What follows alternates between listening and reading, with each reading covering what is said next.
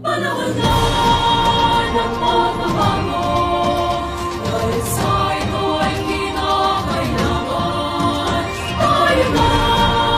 magtulong-tulong na maunlarin ang mahal na himala.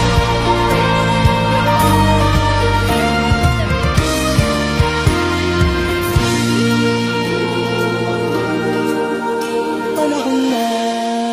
ng pagbabago, dahil sa ito ay kinakailangan tayo na magtulong-tulong na paunlarin ang mahal